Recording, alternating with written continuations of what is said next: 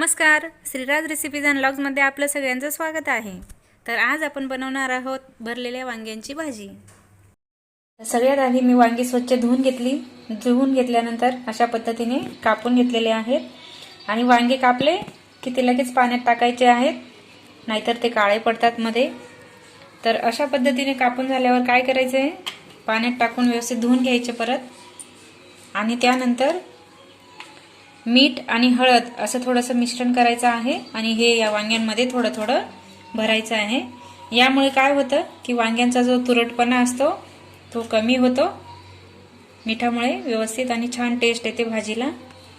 तर अशा पद्धतीने मी आता सगळ्या वांग्यांमध्ये हळद आणि मिठाचं मिश्रण भरून घेते। आता सगळ्या वांग्यांमध्ये भरून झालेलं आहे हे मिश्रण आणि हे उरलेलं आपण भाजीमध्ये टाकणार आहोत। हे फेकायचं नाहीये आपल्याला। त्यानंतर मी या वाटीमध्ये शेंगदाण्याचं कूट, मीठ, काळा मसाला 1 चमचा आणि लाल तिखट 5 चमचा असं मिश्रण केलेलं आहे आणि हे आता मी वांग्यांमध्ये भरून घेणार आहे। हे बघा, अशा पद्धतीने व्यवस्थित प्रेस करून भरायचं आहे मध्ये, नाहीतर तो मग मसाला बाहेर येतो। हे बघा, अशा पद्धतीने। तर अशीच मी सगळे वांगे आता भरून घेते। चला तर मग आता सर्व पूर्वतयारी मी करून घेतलेली आहे भरलेल्या वांग्यांच्या भाजीची। तर मी साहित्य सांगते। जिरं आणि मोहरी घेतलेली आहे, काळा मसाला घेतलेला आहे 1.5 चमचा, 5 चमचा लाल तिखट घेतलेला आहे। हे आपण वांग्यांमध्ये भरलेलं हळद आणि मिठाचं सारण उरलेलं आहे ते आपण भाजीमध्ये वापरणार आहोत। गरज वाटली तर मीठ घेणार आहोत, कारण आपण वांग्यांमध्येही मीठ भरलेलं आहे, वांग्यांच्या वाटणमध्येही मीठ भरलेलं आहे, त्याच्यामुळे आपण थोडंसं मसाला परतवताना मीठ टाकणार आहोत। आणि हे खोबरं आणि लसूण मी व्यवस्थित भाजून मिक्सरमध्ये बारीक करून घेतलेला आहे। तर एका साईडला मी कढई तापायला ठेवलेली होती आणि त्याच्यात 1.5 पळी तेल टाकलेलं आहे। तेल व्यवस्थित तापलं की त्याच्यात मोहरी टाकू, त्यानंतर जिरं टाकू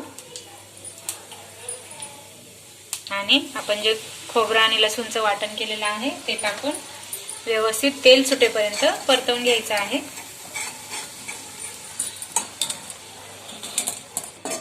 हे व्यवस्थित तेल सुटेपर्यंत परतवून झालेलं आहे। त्याच्यात आपण आता काळा मसाला टाकू, लाल तिखट, हे लाल तिखट जास्त तिखट असल्यामुळे मी थोडंसं वापरलेलं आहे आणि हे व्यवस्थित मिक्स करून घेऊ। नेहमीप्रमाणे थोडंसं गरम पाणी आणि आता हा मसाला आपण व्यवस्थित परतवू तेल सुटेपर्यंत। त्याच्यात हळद आणि मिठाचं जे मिश्रण उरलेलं होतं ते मी टाकलेलं आहे आणि हे आता तेल सुटेपर्यंत व्यवस्थित परतवून घेते मी। हे बघा, व्यवस्थित तेल सुटेपर्यंत परतवलेलं आहे आपण आणि त्याच्यात आता मी भरलेली वांगे टाकते, ज्याच्यात आपण शेंगदाण्याचं वाटण व्यवस्थित भरलेलं आहे आणि ते आता व्यवस्थित मिक्स करू।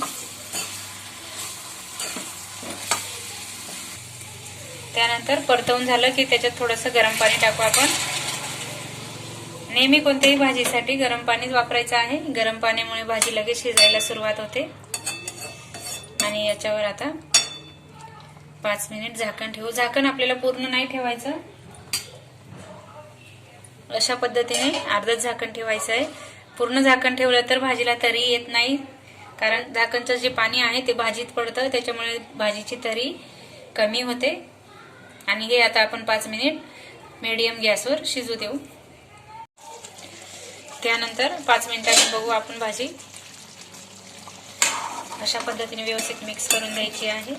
आपण पाणी टाकताना कमीच टाकलेलं आहे थोडंसं, कारण हे शिजल्यावर व्यवस्थित कोरडी होईल भाजी आणि छान लागेल टेस्ट।